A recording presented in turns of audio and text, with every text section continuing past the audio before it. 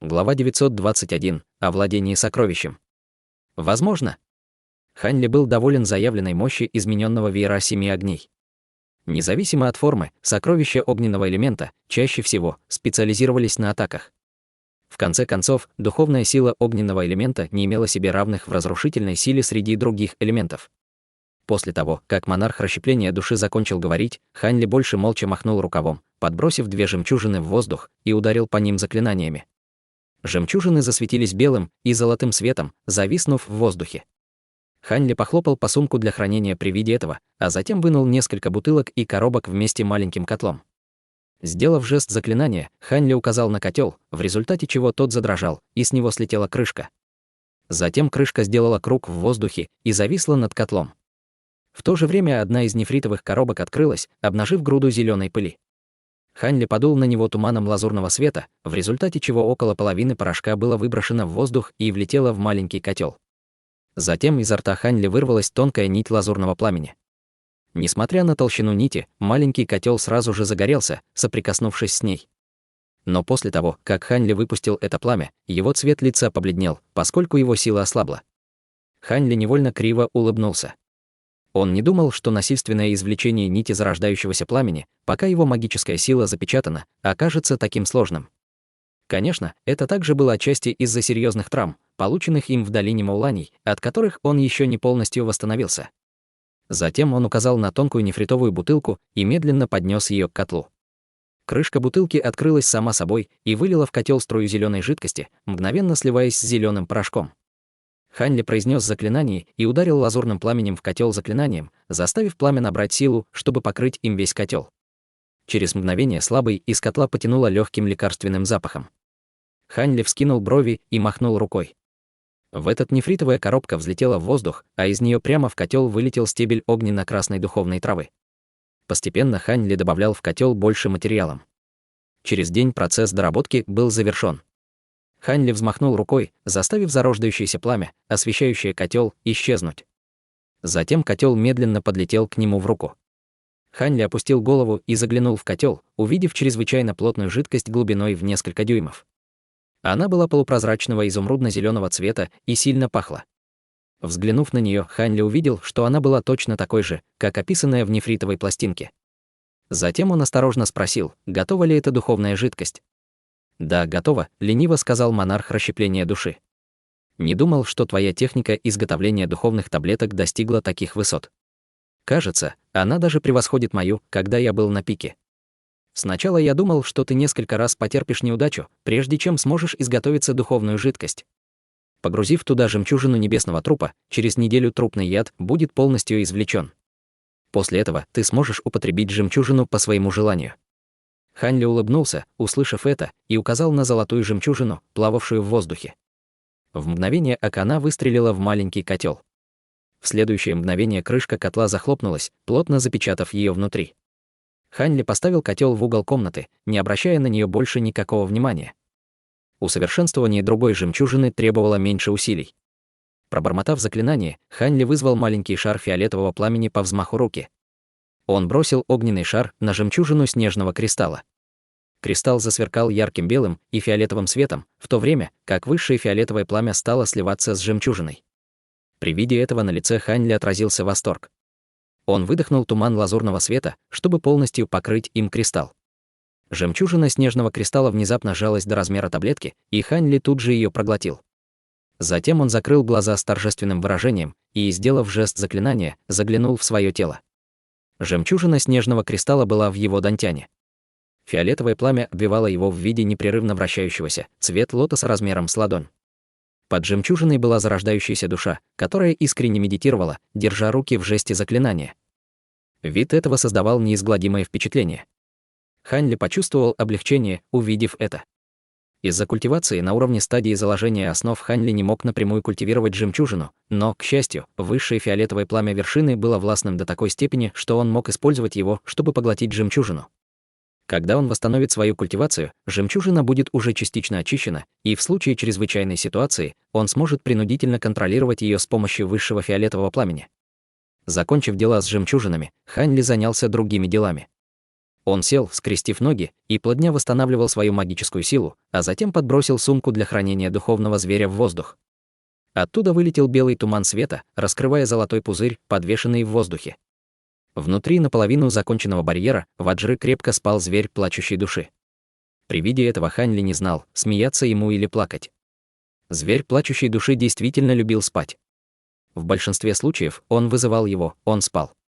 Криво усмехнувшись, Хань Ли щелкнул пальцем, ударив по золотому пузырю небольшой полоской лазурного света. Пузырь дрогнул от удара, осторожно пробуждая зверя плачущей души внутри. Зверь, увидев, что находится за пределами сумки для хранения, он вскрикнул и вылетел из барьера Ваджры в полоски золотого света. Сделав круг, он ловко приземлился на плечо Хань Ли, начав ластиться своим мягким мехом по шее хозяина. Проведя столько лет с Хань Ли, он начал относиться к нему с большой близостью. Хань Ли улыбнулся, увидев это, и погладил обезьяну по голове, а затем перевел внимание на плавающий в воздухе барьер Ваджры. Взмахнув рукавом, он послал на него порыв лазурного света и поглотил его. Затем вспыхнул яркий свет и стал вращаться вокруг сокровища, но золотой пузырь совершенно не реагировал на это. Хань Ли с задумчивым выражением смотрел на это, а затем быстро сделал жест заклинания. Вслед за этим последовала серия заклинаний, наносящих удары по барьеру Ваджры, но кроме нескольких круг ряби на поверхности пузыря, ничего не изменилось. Выражение лица Хань Ли изменилось при виде этого. С его текущими знаниями и способностями он знал только два метода овладения сокровищами. Глубоко вздохнув, он сделал жест заклинания руками, меняя голос в интенсивности, произнося больше заклинаний. В следующее мгновение серия радужных заклинаний поразила барьер Ваджры, но в барьере все еще не было никаких изменений. Старший, что происходит? Хотя мой нынешний уровень культивации находится только на стадии заложения основ, я все же должен быть способен овладевать сокровищами.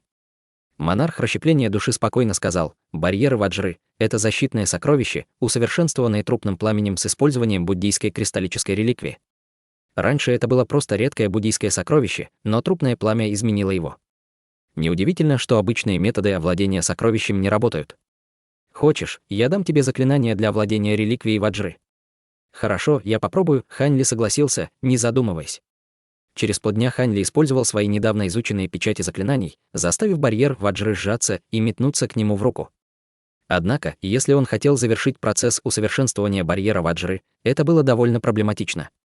Даже его зарождающееся пламя не смогло бы усмирить барьер Ваджры, и даже у монарха расщепления души не было ответов на эту проблему. Согласно размышлениям монарха расщепления души, последний шаг процесса усовершенствования барьера Ваджры требовал многолетнего трупного пламени. Услышав это, Хань Ли закатил глаза и мрачно фыркнул: «Ты предлагаешь мне пойти в снежные горы и попросить трупное пламя у короля славного пламени?» Услышав это, монарх фыркнул в ответ и замолчал. Когда Хань Ли чувствовал себя совершенно беспомощным из-за этого, несмотря на то, что уже приобрел барьер Ваджры, зверь плачущей души, сидящий на его плече, внезапно от скуки выплюнул струйку серо-белого пламени, ударив им по плавающему в воздухе барьеру Ваджры. Изначально неподвижный барьер Ваджры застонал, когда пламя охватило его, и начал колебаться в форме из-за серого пламени. Хань Ли был шокирован при виде этого.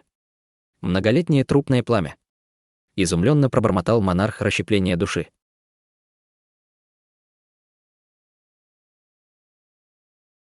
Глава 922. Клан Ган. На границе центральной и северной частей империи Цзинь располагался один из самых маленьких по площади регион среди остальных 36 регионов империи, но он входил в пятерку экономических лидеров. Там было много полей и рек, а также много крупных областей духовных гор. Смертные в этих горах часто видели, как бессмертные в даосистских одеждах улетали за горизонт. Излишне говорить, что в этом регионе был одинаково распространен как даосизм, так и буддизм, в результате чего было огромное количество их храмов. Независимо от их богатства, храмы принадлежали к этим двум школам. Помимо этих двух распространенных школ, влияние оказывали и конфуцианские школы в множестве городов и поселках этого района. Всего было 39 конфуцианских школ, включая одну из самых богатых, откуда выходили эксперты конфуцианских учений вместе с правительственными чиновниками. С другой стороны, из самых маленьких из этих школ выпускались только обычные конфуцианские инструкторы, способные объяснить только самые основные аспекты конфуцианства. Если они находили талантливых учеников, они рекомендовали в высшую школу, предоставляя более бедным ученикам хорошую возможность для продвижения вперед. В конце концов, конфуцианские ученые, закончившие высшую конфуцианскую школу, приглашались в высший эшелон империи Цзинь. Конфуцианские ученые из высших школ часто вербовались дворянами всех рангов. Столица префектуры Тайчжан, город Тайчжан, была местом расположения одной из таких престижных конфуцианских академий. Хотя город не был одним из лучших в империи, он был одним из торговых центров в провинции Нан, где жили богатые и влиятельные люди. В городе было 4 дворянские семьи, а также бесчисленное множество людей всех профессий. В западной части города Тайчжан проживал клан Ган, клан особо богатых торговцев. У них было более 20 ресторанов во всех городах их префектуры. В небольших городах они были гегемонами богатства, но в городе Тайчжан они были рядовой элитой. Но даже среди элиты клан Ган владел особенно большим поместьем в районе, где проживали богачи, и в поместье работало более 40 слуг. Однажды, под палящим полуденным солнцем, по улице шел юноша в конфуцианской одежде. Ему было на вид лет 20, за спиной у него висела сумка из серой ткани, покрытая густым слоем пыли. Идя по улице, он несколько раз огляделся и вскоре заметил глянцевые ворота клана Ган. Прочитав слова «поместье клана Ган», он неосознанно улыбнулся. Когда он подошел к воротам, он на мгновение осмотрел их, а затем постучал в железную дверь. С другой стороны ворот послышались торопливые шаги. Ворота распахнул человек средних лет в халате для слуг, на лице которого было уважительное выражение. Когда слуга увидел юношу, его уважительное выражение внезапно замерло, а затем быстро исчезло. Он встал прямо и спросил сомнительным тоном: «Кого вы ищете, господин?» Затем он осмотрел юношу, словно пытаясь разобраться в его происхождении. Юноша сложил руки в приветствии и улыбнулся. «Здесь проживает дядя Ганчи». Осмотрев одежду юноши, презрение в глазах слуги исчезло. Вместо этого он встревожился, услышав речь Ханли, и с уважением сказал: «Дядя Ганчи». «Ганчи — это уважаемое имя моего хозяина». «Тогда, молодой сэр, должно быть». «Я Ханли. Дядя Ганчи — мой дальний родственник». Я совершил эту поездку, чтобы выразить ему свое почтение. Ханли продолжал улыбаться, когда говорил. Прошел год после того, как он начал культивировать в полном уединении. В течение этого времени он использовал жемчужину небесного трупа и реликвию ваджры, чтобы культивировать первый слой искусства яркого нефрита. Сделав это, зловещая Ци успокоилась, к большому удовольствию Ханли, но она все еще оставался для него приоритетом. Поэтому он поспешил в клан Ган для следующего шага в своем плане в избавлении от зловещей Ци. Немного поколебавшись, слуга сказал: «Значит, вы молодой господин Хань». К сожалению, хозяин уехал утром, чтобы встретиться со своими коллегами. В настоящее время поместьем управляет старший молодой мастер. Доложить ему о вас. «Пожалуйста, я был бы вам очень благодарен за беспокойство», — спокойно ответил Ханли. «Пожалуйста, подождите минутку, молодой господин. Я немедленно доложу о вас». Сказав это, мужчина средних лет поклонился и закрыл ворота, направившись обратно. Ханли бездельничал перед воротами и осматривал окрестности огромного поместья, иногда замечая проезжающие мимо экипажи. Хотя он не проверял своим духовным чутьем весь город, было ясно, что в нем было много культиваторов. Кроме того, было много областей, в которых были высокоранговые культиваторы. Для Ханли было странно, почему эти культиваторы интересовались делами смертных. Спустя промежуток времени, за который можно было выпить чая, дверь со скрипом отворилась, открывая юношу в расшитой одежде с изысканным внешним видом. За ним стоял слуга, который открывал ворота ранее. Юноша, оценивающий осмотрев Ханли, вежливо сказал: «Вы, должно быть, господин Хань. Я Ган Юй.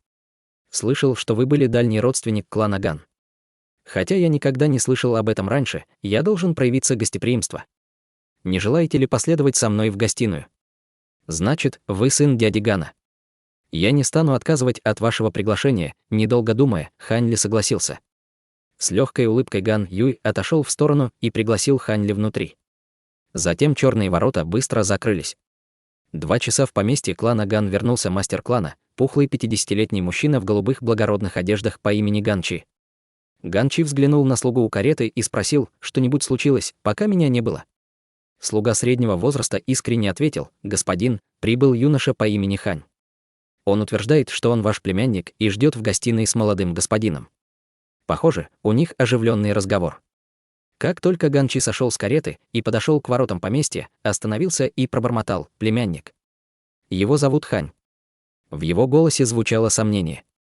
«Что? Неужели этот человек мошенник?» Встревожился слуга и поспешно предложил: «Мне позвать охрану». Трудно сказать, мошенник ли он. Я действительно думаю, что у меня есть такой родственник, но это было довольно давно, поэтому моя память подводит меня. Продолжай охранять ворота. Нет необходимости вмешиваться в это дело. Ган Чи пришел в себя и успокоил привратника, а затем поспешил в поместье. Не успев переодеться, он бросился в главный зал. Войдя в главный зал, он услышал веселый и знакомый голос, и я восхищаюсь глубоким пониманием брата Ханя конфуцианских учений.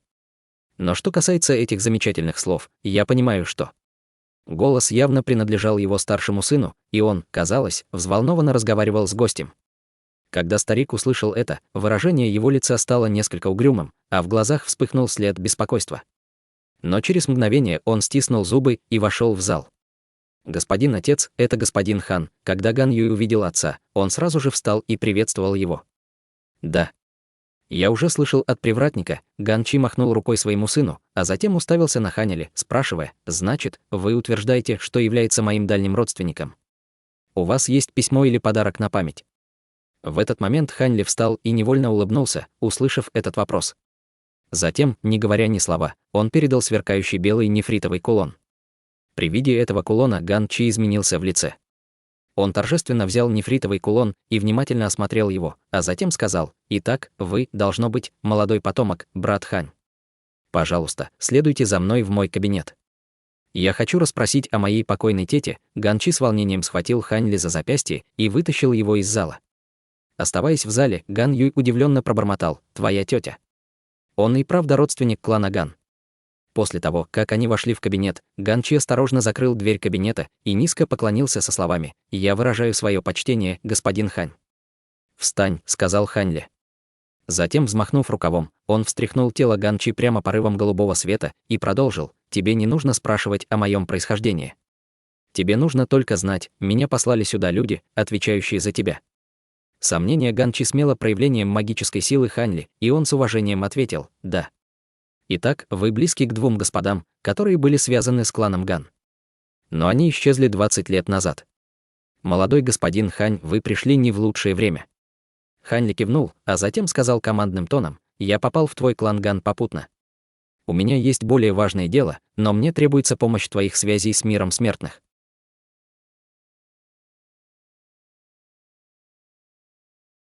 Глава 923. Академия чистых откровений. За пределами города Тайчан расположилось множество ничем не примечательных конфуцианских школ, одной из которых была средняя школа Академия чистых откровений. Единственное, что можно было сказать о ней примечательного, так это то, что она была построена в известных горах нефритовых полей. Эти горы были знаменитой горной цепью в префектуре Тайчан с более чем 10 различными вершинами. Хотя она не была особо крутой или высокой, там была благоприятная погода в течение всего года, и повсюду росли красивые цветы. Там также росло много редких духовных деревьев и фруктов, произрастающих только в этих горах, поэтому их называли величайшими из 30 духовных гор в регионе. Академия чистых откровений была построена на пике иллюзорного облака в горах нефритовых полей. Она вмещала в себя более 1000 учеников и была построена по всей верхней половине горы. Говорят, что у этой академии не было квалификации обосноваться на такой знаменитой горе, но, поскольку другие горы были заняты храмами, которые явно превосходили ее по значимости. Но, как ни странно, когда, более 1000 лет назад, была построена Академия чистых откровений, даосские храмы поблизости не стали ей мешать.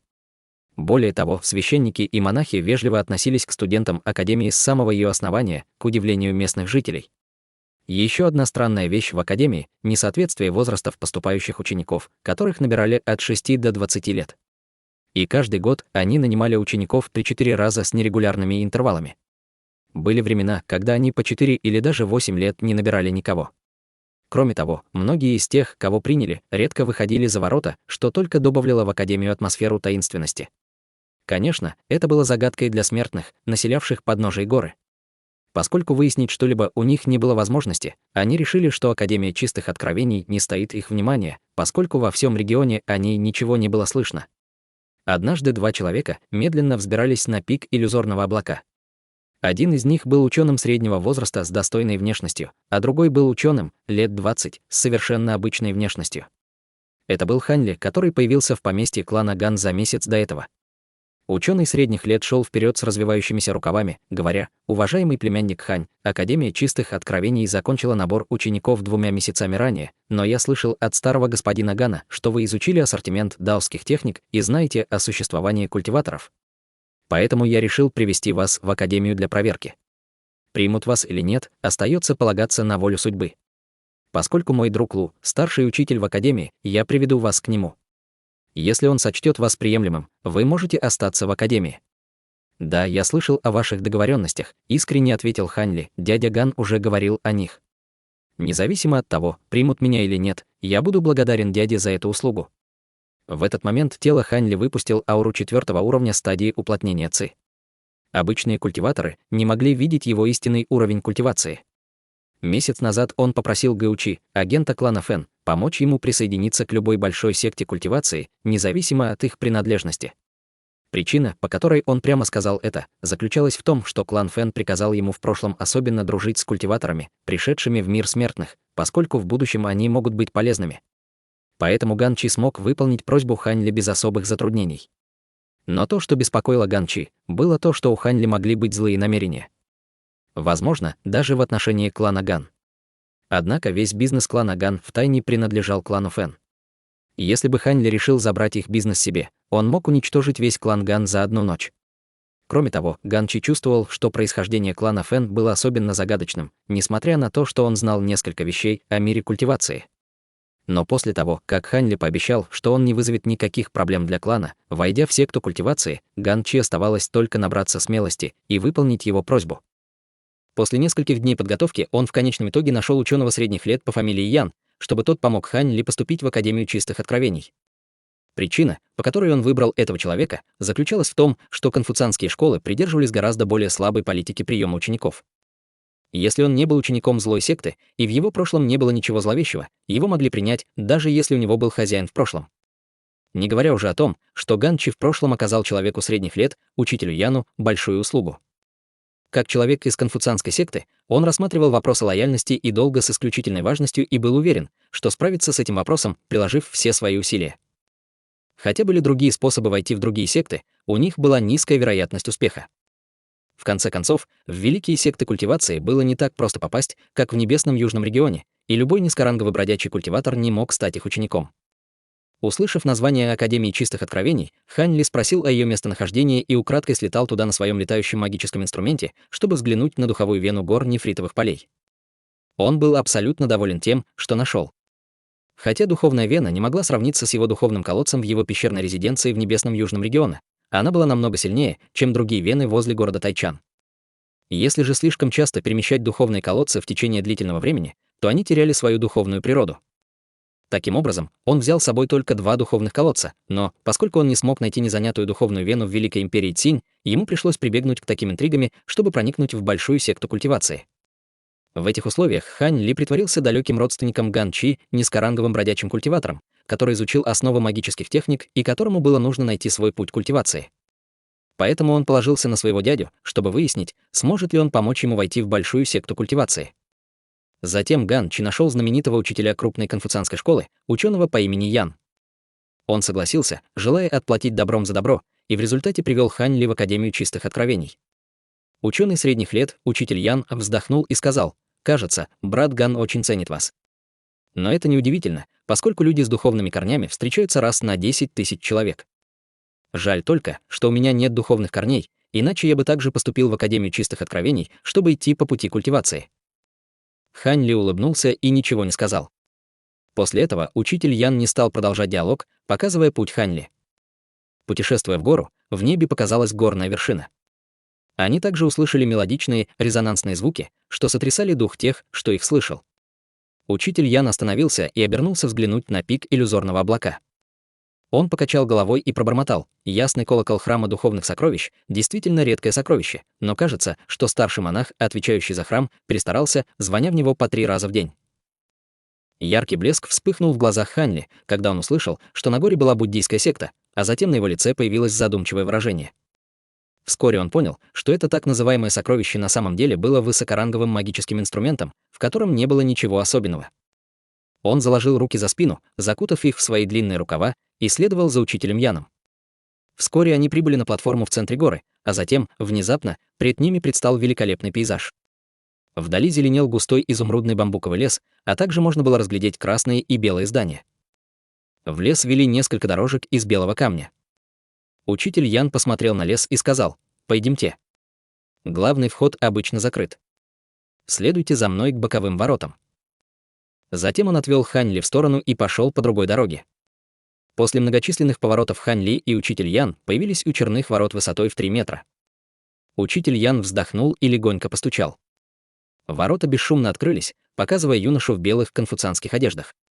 «Ах, это вы, учитель Ян. Вы пришли к старшему учителю Лу». Юноша был на 3-м уровне стадии уплотнения Ци, но он говорил с учителем Яном с большим уважением. Хань Ли невольно взглянул на учителя при виде этого. В небесном южном регионе такое бы никогда не произошло, подумал Хань Ли с холодной усмешкой. Кажется, конфуцианцы довольно строги в своих правилах, раз заставляют даже культиваторов склонять головы перед смертными. Однако это, вероятно, касается только низкоранговых. С высокоранговым культиватором такого определенно бы не произошло. «Да, я пришел к брату Лу. Он здесь?» — спокойно спросил учитель Ян. Юноша в белом немного подумал и сказал: «Сейчас он с уважаемым гостем в своем кабинете. Я доложу о том, что вы пришли». «Хорошо. Извините за беспокойство», — с улыбкой сказал учитель Ян. Хотя юноша в белом знал, что он смертный, он также был в хороших дружественных отношениях со старшим учителем Лу и не осмеливался оскорбить его гостя. Обменявшись парой вежливых слов, он поспешно достал талисман передачи голоса, произнес несколько слов и послал его в воздух в виде полоски огненного света, которая быстро исчезла. Вскоре после этого Хань Ли заметил мощное духовное чутье, пронесшееся мимо них, которое вскоре исчезло. Сердце Хань Ли вздрогнуло, зная, что оно, скорее всего, принадлежит старшему учителю Лу. С точки зрения его духовного чутья, он был культиватором на ранней стадии формирования ядра. Это стало неожиданностью, поскольку он ожидал, что у него будет уровень культивации на поздней стадии заложения основ в лучшем случае. С точки зрения Хань Ли, чем ниже его культивация, тем лучше, поскольку вряд ли он мог увидеть сквозь маскировку. Вскоре над ними вздрогнула духовная Ци, и равнодушно раздался мужской голос: «Это брат Ян? В настоящее время у меня встреча с гостей, но ты, брат Ян, можешь войти. Возьми с собой и этого твоего молодого друга».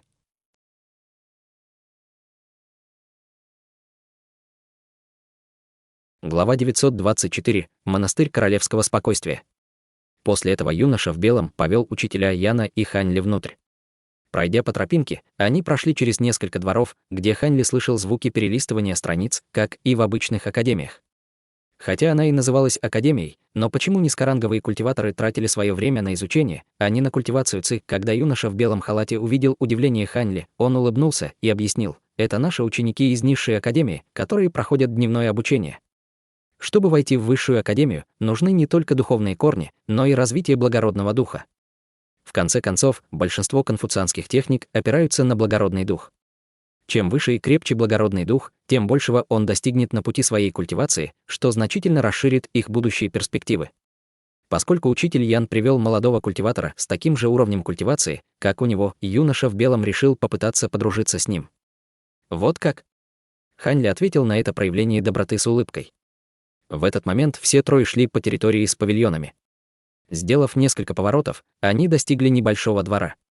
Звуки перелистывания страниц внезапно исчезли, как только они вошли внутрь. Было очевидно, что там стояло звукоизолирующее ограничительное заклинание. Учитель Ян ничуть не удивился. Казалось, он был там раньше. Юноша в белом не осмелился войти и попрощался с ними у ворот двора.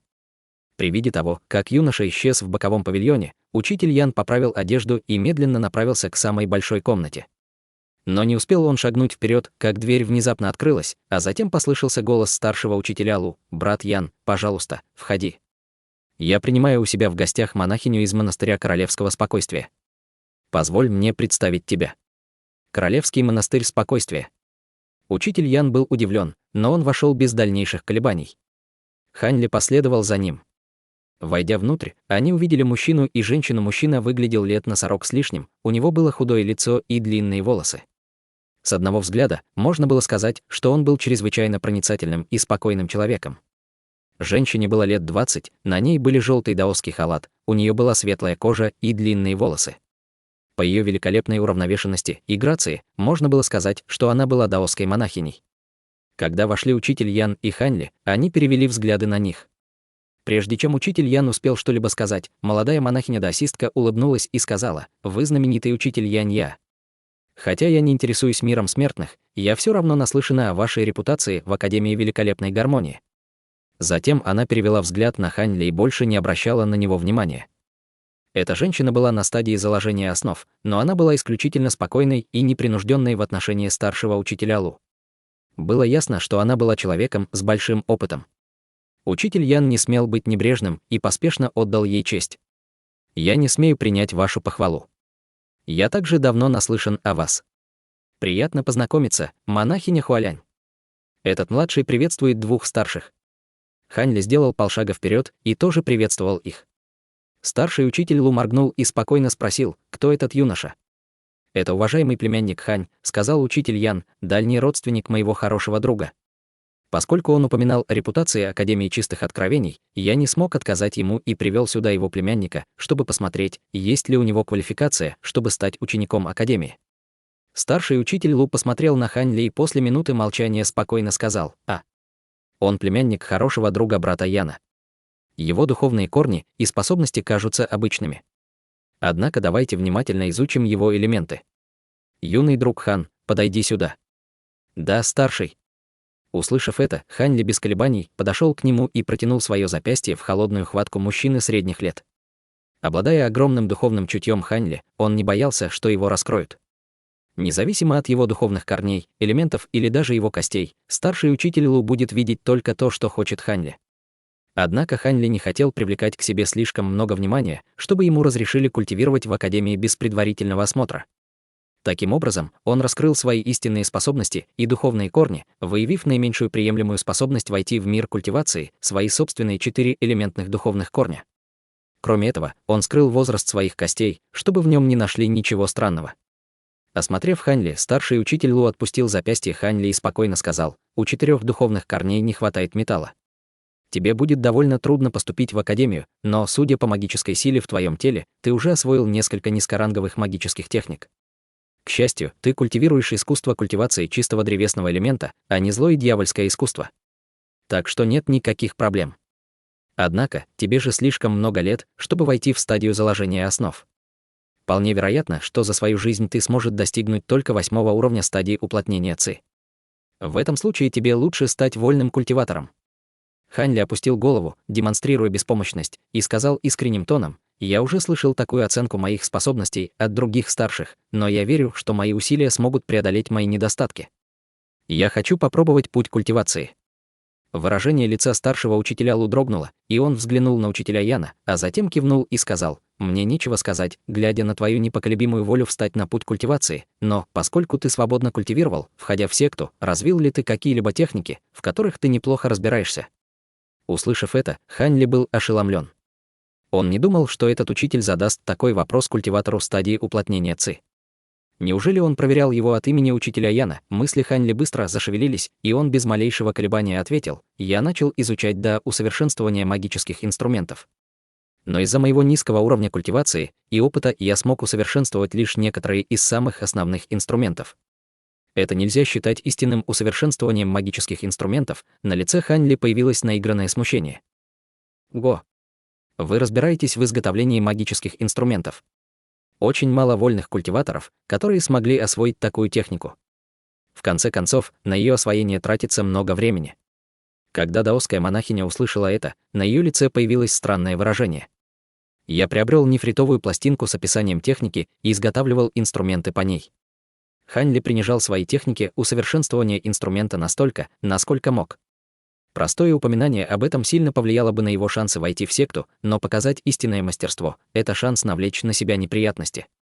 Кроме того, гораздо было меньше людей, способных изготавливать таблетки и ограничительные формации по сравнению с изготовлением инструментов. Было бы слишком привлекательно упомянуть о 2 других его талантах. «Господин даосист Хань, вы понимаете техники усовершенствования инструментов. Это прекрасно. Старший Лу, кажется, мне не нужно будет брать учеников из вашей секты, специализирующихся на усовершенствовании инструментов. Поскольку даосист Хань все еще желает стать вашим учеником, может, он захочет войти в Королевский монастырь спокойствия». Предложение даосской монахини стало большим шоком и для Хань Ли, и учителя Яна. Учитель Ян смутился, но строго сказал: «Монахиня Хуалянь, ваше предложение не очень уместно. У вас женский монастырь, разве к нему может присоединиться мужчина? Даосская монахиня поджала губы в улыбке и сказала: «Хотя Королевский монастырь спокойствия является женским учреждением, среди нас есть несколько даосских священников и мужчин с огненным элементом, которые вошли в нашу секту, но они живут за пределами монастыря, поэтому учитель Яну ни о чем беспокоится». Вот как? Выходит, я слишком мало знал о Королевском монастыре спокойствия.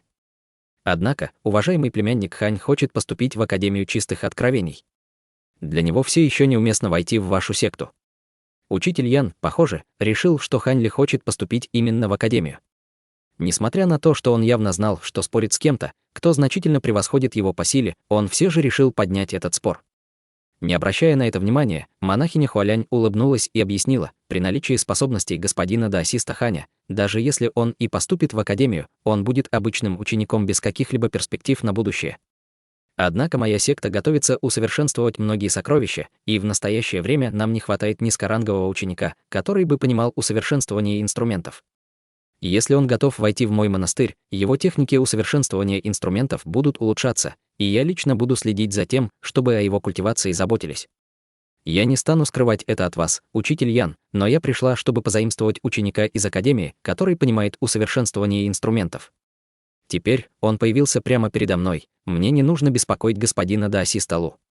Учитель Ян немного поколебался, а затем повернулся к старшему учителю Лу, спросив: «Брат Лу, что ты думаешь?»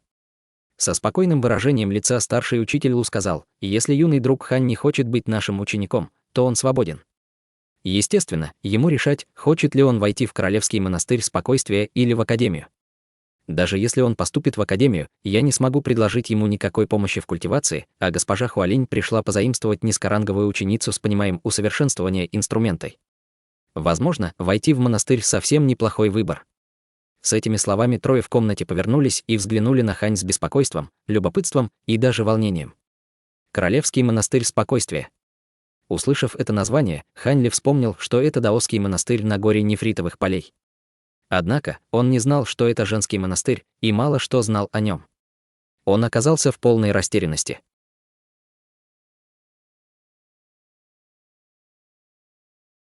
Глава 925. Искусство сущности объединенного поглощения. Это предложение повергло планы Хань Ли в хаос. Он ничего не знал об этой секте или о том, подходит ли она ему так же, как Академия чистых откровений. Кроме того, если он отказался от такого хорошего предложения и поступил в Академию, он боялся, что привлечет подозрение старшего учителя Лу. Хань Ли мысленно закатил глаза на предложение монахини Хуалянь и неоднократно проклинал его сердце. «Старшая Хуалянь, буду честен с вами. Я ничего не знаю много о Королевском монастыре спокойствия. Но поскольку это женский монастырь, очевидно, ваши техники культивации не очень подходят для мужчин». Хань Ли быстро среагировал, заметив, что что-то не так с ситуацией, и едва смог возразить. Монахиня Хуалянь улыбнулась и спокойно сказала: «Кажется, младший Хань очень взволнован по этому поводу, но проблем не будет. Наш Королевский монастырь спокойствия лишь филиал Королевского монастыря Янь, который является нашим мужским коллегой. Для вас не будет недостатка в техниках культивации. Я также заметила, что вашему телу не хватает благородного духа Ци. Вы должны будете культивировать эту новую Ци, поступив в Академию чистых откровений, поэтому наши техники культивации должны быть намного проще для вас. Конечно, если вам удастся дойти до совершенства конфуцианские секты, вы сможете использовать способности, выходящие далеко за пределы даосских техник, но об этом еще слишком рано говорить. Неужели вы считаете, что Королевский монастырь спокойствия недостоин вас?» Старший учитель Лу спокойно добавил: «Слова госпожи Хуалянь разумны. Наши конфуцианские техники медленнее, даже чем буддийские техники. Юный друг Хан, кажется, тебе будет лучше войти в Королевский монастырь спокойствия. Поскольку госпожа Хуалянь согласилась присматривать за тобой, у тебя есть шанс войти в стадию заложения основ, если ты примешь ее предложение». Услышав это, Хань Ли потерял дар речи. Кажется, у него не было другого выбора, кроме как отклониться от своего первоначального плана. К счастью, Королевский монастырь спокойствия также использовал духовные вены горы нефритовых полей. Если он будет осторожен, ничего странного не должно случиться. С этой мыслью Хань Ли мог только положиться на свою удачу. С притворным волнением он сказал: «Поскольку оба старших дали мне эту рекомендацию, это действительно хорошая возможность. Я согласен на это». Услышав это, монахиня Хуалянь кивнула, и старший учитель Лу молча улыбнулся. Учитель Ян не мог выступить пойти против их соглашения, несмотря на желание Хань Ли войти в конфуцианскую секту. Когда этот вопрос был решен, четверо поболтали в комнате еще минуту, говоря не о фантастических происшествиях, которые произошли в мире культивации, а о политических изменениях в суде Великой империи Цзинь, к большому недоумению Ханьли. Это не было слишком удивительно в отношении конфуцианских сект, поскольку их интересы связаны с миром смертных. Но для монахини монастыря было довольно странно говорить о политике даже с умеренным интересом. Неужели Королевский монастырь спокойствия тоже был сектой культивации, которая была связана с миром смертных? Ханьли невольно задумался об этом. Пока в комнате энергично продолжался разговор, снаружи послышались шаги, и молодой голос произнес: «Отчет боевому предку. Согласно вашему приказу, я принес фиолетовую эссенцию меди со склада. А принеси ее сюда, не задумываясь», — сказал старший учитель Лу. Фиолетовая эссенция меди. Сердце Ханьли замерло. Эта руда была выдающимся материалом для изготовления магических инструментов и высокоранговых сокровищ. Она могла не особенно ценна для Ханьли, но, несомненно, это был редкий предмет остальных людей в комнате. Когда Ханьли подумал об этом, двери комнаты распахнулись, и в них появился миловидный ребенок, лет 12. Он вошел с большим красным подносом, накрытым выпуклой серебряной тканью. Затем он с уважением поставил поднос на стол перед монахиней Хуалянь и старшим учителем Лу. Старший учитель Лу взглянул на мальчика и спокойно приказал: «Можешь идти». Ребенок в ответ на это низко поклонился и вышел из комнаты. После этого старший учитель Лу быстро передал поднос монахине Хуалянь, а затем сказал с улыбкой: «Госпожа Хуалянь, это фиолетовая эссенция меди, которую я обещал передать вам. Ваш повсюду искал повсюду этот материал. Похоже, вы действительно планируете усовершенствовать драгоценное сокровище. Неужели это будет высокоранговый магический инструмент или, может, магическое сокровище?» Монахиня Хуалянь помедлила, а затем смущенно сказала: «Мне это не очень понятно. Я только следую указаниям четвертой старшей монахини. Если старший хочет узнать больше об этом, вам лучше спросить ее. Вам она может рассказать об этом». Услышав упоминание о четвертой старшей монахине, старший учитель Лу изменился в лице и ответил со смехом: «В этом нет необходимости. Я просто спросил». Монахиня Хуалянь улыбнулась и подняла ткань с подноса, обнажив кучу золотых камней, переливающихся фиолетовым светом. Она ухмыльнулась, увидев полный поднос фиолетовой эссенции меди, и, отблагодарив учителя, убрала материалы в сумку для хранения. Закончив мою миссию, монахиня Хуалянь произнесла еще несколько слов старшему учителю Лу, а затем покинула комнату. Он не уговаривал ее остаться и сразу же позвал ребенка проводить монахиню Хуалянь из академии. Ханьли тоже попрощался и последовал за женщиной. Как только Ханьли и монахиня Хуалянь ушли, в комнате стало тихо. Учитель Ян и старший учитель Лу какое-то время просто молча смотрели друг на друга. У учителя Яна, в частности, было беспокойное выражение на лице. Старший учитель Лу, в конце концов, нарушил молчание и сказал угрюмым тоном: «Как твоя подготовка? Чтобы разобраться с этим монстром Нютянди, мне придется положиться на мое искусство сущности объединенного поглощения. Теперь, на последнем этапе, может, у тебя есть идеи, как сохранить свою жизнь». Выражение лица учителя Яна стало угрюмым, и он фыркнул: «Если я могу отомстить за истребление моего клана, какова стоимость одной жизни по сравнению с этим?